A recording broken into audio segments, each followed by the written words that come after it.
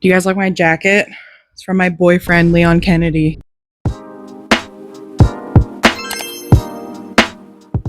So my friend and I just buddy read Draco Malfoy and the Mortifying Ordeal of Being in Love, which is a mouthful. I just tried to say this 3 times. So we just read that in preparation for the new release, The Irresistible Urge to Fall for Your Enemy. So we've read both. And I kind of just wanted to sit down and get my thoughts out on trend, I think, of publishers realizing the amount of money that can be made by publishing fan fictions. I have a lot of thoughts and I kind of want to go through them with you guys. A few things I wanted to talk about like right off the bat before we even get started. Since this is a book based off of fan fiction, based off of Harry Potter, just straight off the bat, magic and friendship is for everybody, and trans people, trans lives deserve the same amount of love, safety, and respect that anyone else does. And that's not a controversial take. Like, it shouldn't be a controversial take. But seeing as we are talking about a book that in a previous life was a fan fiction based off of Harry Potter, I just wanted to get that out there, make it super clear where we stand. So that's where we are with that. Thing number 2 is I'm super new to like the Dramini space. I only started reading like during lockdown. So I would say like this is newer for me. I'm enjoying a lot of fan fictions myself, but I understand how ride or die this community is. So my thoughts are just my thoughts. I will, like, spoiler alert, loved both of these reads, but I do have a lot of thoughts. So just want to get that out there that if we don't agree, that's okay. That's okay. I'd love to hear what you think. So, oh, and that being said, I know it's not really fair to compare the fan fiction to the book, seeing as, you know, it's been made clear that these are 2 different things. And the attempt was there to separate the 2. However, I mean, it is a little hard when this is the cover. Like, we know what we're doing here. So I get that it's not necessarily fair to compare the 2, but I thought it would be interesting regardless. I figured we would start with the fan fiction that started it all, Draco Malfoy and the Mortifying Ordeal of Being in Love, which is a mouthful. So I might just keep saying fan fiction because I can't be saying that 25 times in this video. So I read this a few months ago with my friend to get ready for the new release. And I'm surprised I didn't pick this up sooner, to be honest. I know this was like a lot of people's favorites. Like, there's a reason why it was published. And I had a blast reading this. I loved this so much. I thought the pacing was stellar. Like, the comedy is super funny. Like, there's a line, if you're a fan fiction girly yourself, or sometimes it just like, it's a little too cringy, like the humor, like I just can't stomach it, or it's not what I think the characters would say. Regardless, I didn't have that issue with this. I thought this fanfiction was hilarious. The humor was funny. The action was really good. I was honestly shocked. Like, I knew from what I've seen online, it was kind of like, people kept saying like kind of rom-com, but I was pleasantly surprised with how good the action scenes were and how good the pacing was. And when the serious moments were happening, like, they were good. So I can definitely see why this was picked up, because I had a great time reading this. I also have a theory that this author, like, I can tell you're a D&D dungeon master. I can just sense it when I'm reading some of this, like, these action points or these like quests, I guess, that they go on. I'm like, I can just feel it in my soul. I can't prove it, but I can feel it. Like, I know you play Dungeons and Dragons at the very least. I do think that they're a DM. They must be. So that's my personal like conspiracy theory. Things I liked about this, more specifically, I liked how Hermione and Draco were characterized. In terms of pacing, I did find the relationship and how it grew more believable.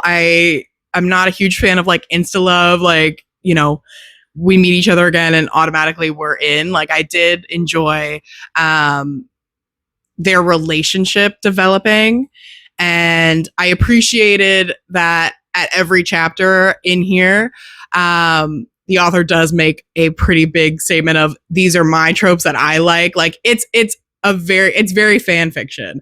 So, which I think is interesting when we talk about the book later. Found as well in reading, the mortifying ordeal of being in love, I didn't get bored. I didn't find the conversations were tiresome or repetitive, thankfully. And when there was kind of those bigger action scenes, I was in. I was in. It was very, the action was there, it was there, which I appreciate. Okay, now to talk about what I didn't love so much. I found in here the motivations for our big bad, which is like the werewolves, Greyback. I didn't really understand it. Like, I did understand it. It just felt very weak to me, I think. I want to take over the world because I can or because I'm the strongest. But overall, I had a blast reading this. Like, I felt the pacing, the action, the comedy, like, was perfect. Like, I loved it so much. I had a great time, which is like not normally something I would say. I think because also going into it with no expectations, I just really enjoyed it. I can see why it got picked up and I can see why it got published. Going into The Irresistible Urge to Fall for Your Enemy by Bridget Knightley. Now, from what I understand, this is supposed to be separate.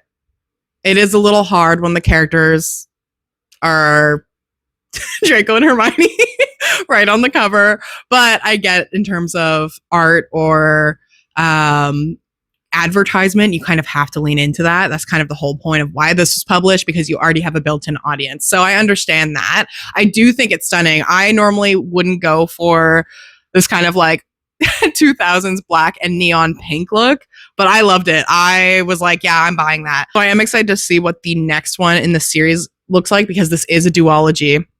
But if you're not aware, this is the publication based off of The Mortifying Ordeal of Being in Love by Bridget Knightley. And I wish I liked this more.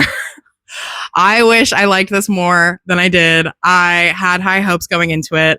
I still had a good time reading it. I would still give it like a 3.5. But personally, I have a lot of thoughts.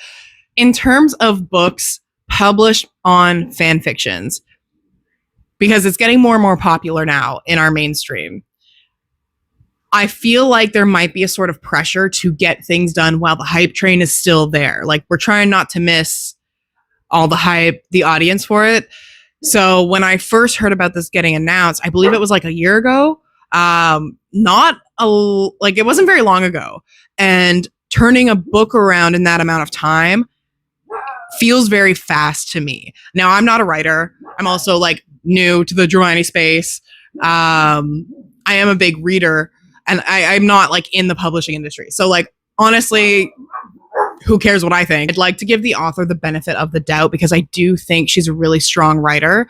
And like I mentioned with the fan fiction, her pacing is very good. Her comedy is very good, and her action is very good, which I think are very strong points. So I want to kind of keep that in mind when talking about what I did and didn't like about this book, because I want to give the benefit of the doubt here. Not to say that this was a bad book, but I found as soon as you open it, we're right away kind of cutting corners to our world building. Now, I saw someone else on like another podcast. It was like a clip I got online, and someone was saying, oh, there's too much world building. I didn't find that at all. When I was reading through this, I could feel there were moments and like glimpses of this bigger world and this new world that, Bridget Knightley wanted to create.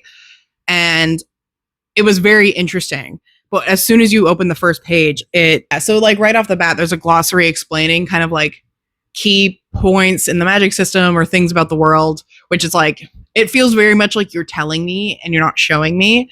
And there's also a note that says like, oh, this is based off of kind of an alternative UK with magic. Again, I wish you would have shown me that and not just used a few pages to tell me that. But I wonder if that's because there's a certain time limit, a certain page limit that needs to be kind of, that you kind of need to stick to when trying to get a book like this out right away. So the beauty with fan fiction is, and my friend and I talk about this all the time, you don't have to work very hard to establish your setting or your characters. I find when I read books that are traditionally published based off of fan fictions, you kind of have to like really be on the lookout for, does my audience actually know what I'm talking about? Do we know the characters? Do we know the world? Because you're coming from such a place where everyone is on the same page all the time. Like even jumping into any sort of fan fiction, I will know who Draco is. I will know who Hermione is. I know, you know, how the magic works.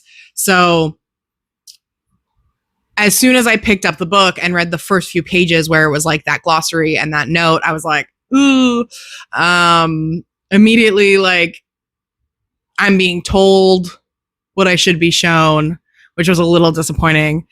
And going through this book, because there are some things that definitely have improved. I think the writing is still very strong. I just found that these pitfalls of that, and then also there was a lot of repetition on the arguments of how our two main characters, like Osric and I'm not even going to remember her name. Oh no. I'm going to keep saying Faerun, but hopefully that's what it reads like to me. The arguments between them, I found got very repetitive.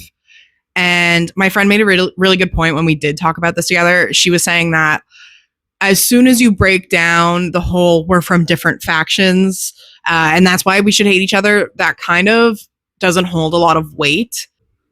This tropification of literature and publishing fan fictions, because I feel like it's getting more popular, and it also doesn't give authors the proper breadth that they need to properly, I think, develop something of their own, because you have to hit those boxes of enemies to lovers. And I feel like this book suffered from this kind of tropification of fantasy, especially like in the kind of dust cover here, loyalties are tested in the slow burn, enemies to lovers romantasy, following an assassin and a healer forced to work together to cure a fatal disease while resisting the urge to kill each other, or worse, fall in love.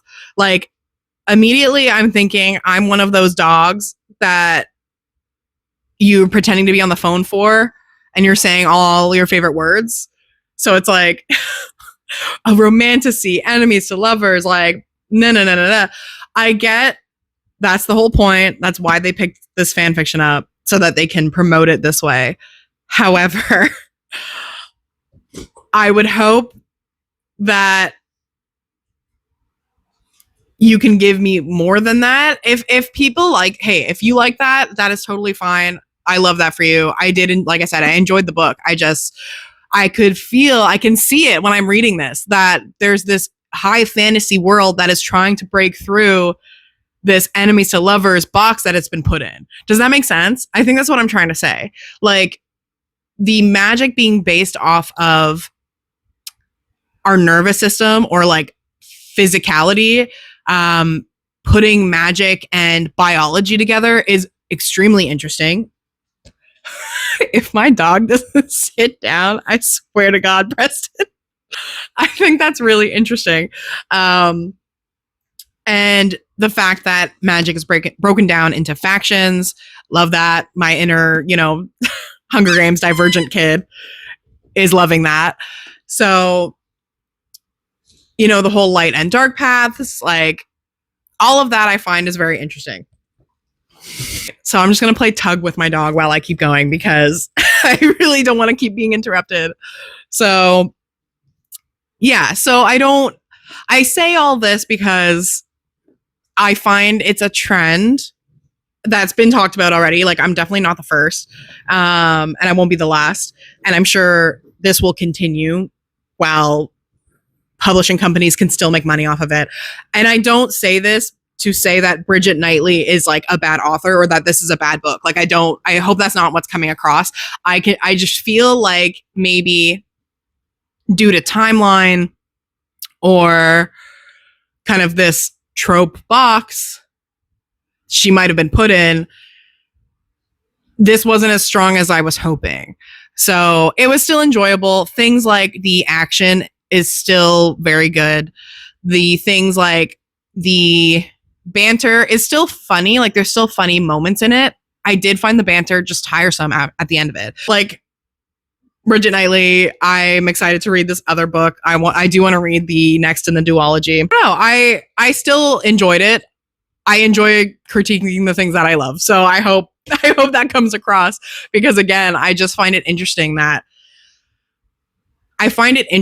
how publications and publicists, or like, I guess publishing companies in general, are getting involved in fandom spaces. I think there's a lot to be said for that. I think it's very interesting to see a 50 Shades to now the irresistible urge to fall for your enemy, like seeing the difference. Like right away, we have our two main characters straight on the cover, which, yes, to any Hermione fan will stick out, but I would say the same goes for people who own the rights to those characters.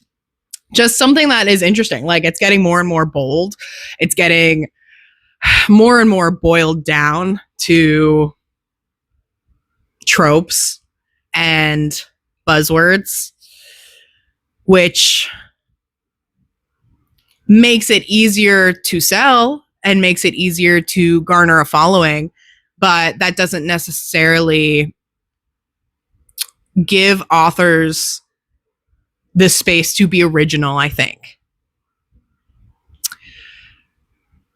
And it's just interesting to see where that's going. So, oh, that's another thing I wanted to say. That is a good thing. I am glad that authors are getting their time to shine through these fandom spaces. I think that's something that's very positive, and yes, would love to encourage that.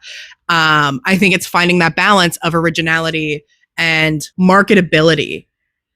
I think that's where we're struggling to find a balance. Something that's original or interesting versus how well can we sell it? How quickly can we sell it? How many people can we get interested with a few, buzzwords, So, yeah, but I do think it's a good thing that authors like Bridget Knightley, like I'm glad that she's in this space and she's gotten the opportunity to write a book. Like that is incredible. So I am going to pick up the next one. I am interested to see what the next one is going to be. I am also wanting to reread Manacled and The Auction in preparation for Rose and Chains and Alchemized, which if I hopefully get this out this month, I should be getting Alchemized in the mail because I spent money on myself. So if that's something you're interested in seeing, let me know. But yeah, I think that's everything. Thank you for listening to me ramble. What do you think about the irresistible urge to fall for your enemy? Did you like it? Did you not like it? Are you excited for the duology? Let me know. Let me know what you think. Okay, well, thank you for watching and listening to me ramble. Bye.